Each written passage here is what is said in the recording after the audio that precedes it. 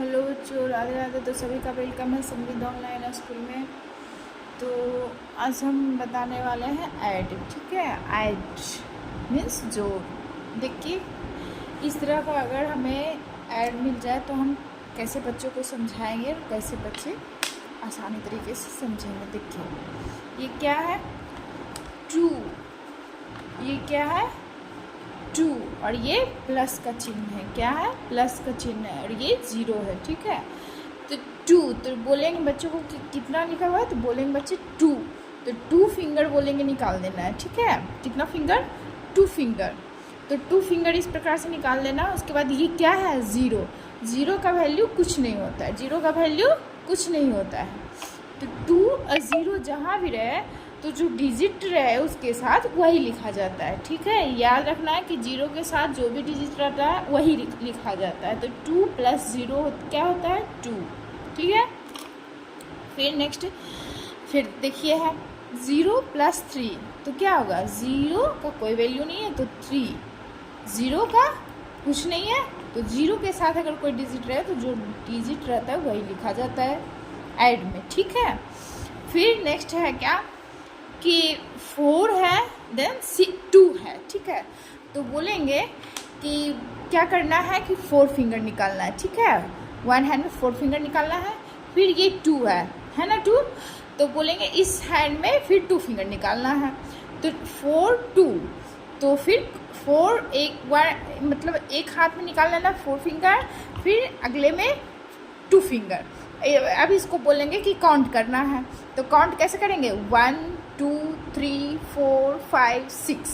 ठीक है, इस तरह से फिर बोलेंगे कि टोटल को काउंट कर देना है। या तो फिर लाइन से भी बता सकते हैं। ऐसे फिंगर का ज़्यादा मतलब आसान तरीका हमें लगता है, क्योंकि हम बच्चों को सिखाते हैं तो बच्चे जल्दी पकड़ते हैं फिंगर से ही। फोर है तो one two three four. Two है तो वन टू।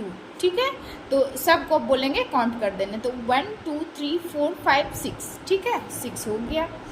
फिर टू है, फाइव है। फिर वही बात बोलेंगे कि टू फिंगर निकालना है, एक निकालना है, फिर फाइव फिंगर निकालना है।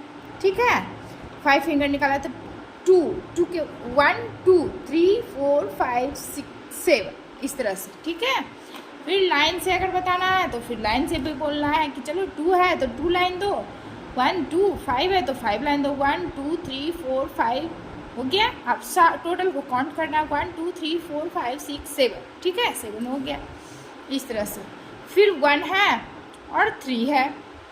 अब बोलेंगे जो ज़्यादा मतलब फिर बोलेंगे कि वन फिंगर निकालना है और एक वन हैंड में नेक्स्ट हैंड में थ्री फिंगर निकालना है, इस तरह से।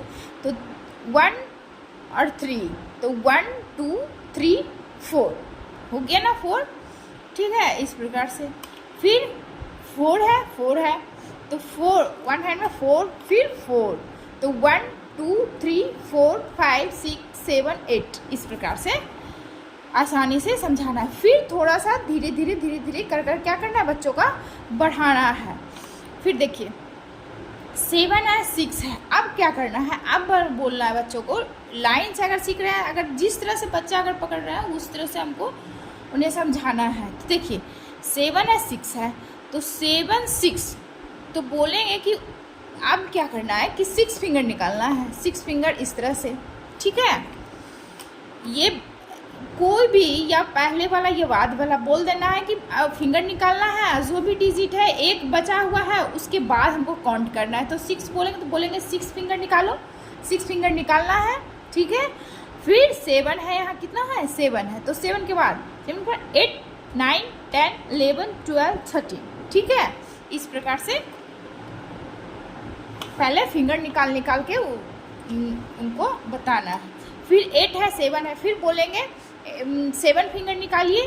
तो काउंट करके टोटल काउंट करके सेवन फिंगर को one two three four five six seven, इस तरह से निकालना है। फिर एट के बाद काउंट करना है, एट के बाद नाइन, एट के बाद nine ten eleven twelve thirteen fourteen fifteen. ठीक है, तो हो गया 15। फिर एट नाइन है ना, तो फिर बोलेंगे क्या? नाइन फिंगर निकालो, कोई भी डिजिट ले लेना है, 9 फिंगर निकालो या 8 फिंगर, वो बच्चा जैसे समझे उसे समझाना है। 9 फिंगर निकालना है तो 9 फिंगर निकाल लिए 9 फिंगर। फिर 8 के बाद काउंट करना है, 8 के बाद 9, 10, 11, 12, 13, 14, 15, 16, 17 इस तरह से, ठीक है। तो ये हो गया 17। फिर 10, 7, फिर बोलेंगे 7 फिंगर निकालो, तो 7 फिंगर इस तरह से निकालेंगे, 5, 6, 7, ठीक है। फिर 10 के बाद 11, 12, 13, 14, 15, 16, 17 लिख देना है। 17 आ रहा है ना समझ में? बस बच्चे को ऐसे ही एकदम आसानी से सिखाना है। फिंगर निकाल के बहुत इंटरेस्ट लेते हैं बच्चे फिंगर निकालने में। 5 फिंगर हो गया ना, 9 फिंगर निकालना है, तो 5 फिंगर हो गया, 6, 7, 8, 9 इस तरह से बच्चे को बोलना है निकालने के लिए। 9 फिंगर हो गया, 9। अब फिर कितना के बाद काउंट करना है? 11 के बाद। 11 के बाद क्या होगा? 11 के बाद 12, 13, 14, 15, 16, 17, 18, 19, 20, ठीक है। 10 कहाँ है? 20 हो गया, 20 लिख दिए।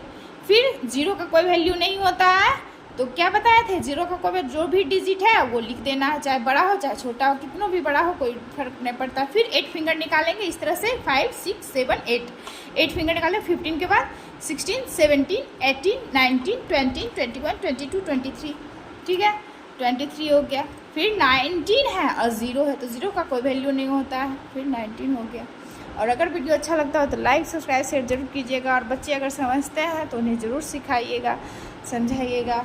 बहुत ईज़िली तरीके से बच्चे समझेंगे इस तरह से समझाने पे, इंटरेस्ट लेके पूरे सीखते हैं, ठीक है। फिंगर निकाल के बताना है तो। और अगर इस तरह से हम प्रैक्टिस करवाएंगे तो बच्चे का काउंटिंग भी बेस्ट हो जाता है और आ भी जाता है बनाने के लिए। Thank you, Radhe Radhe.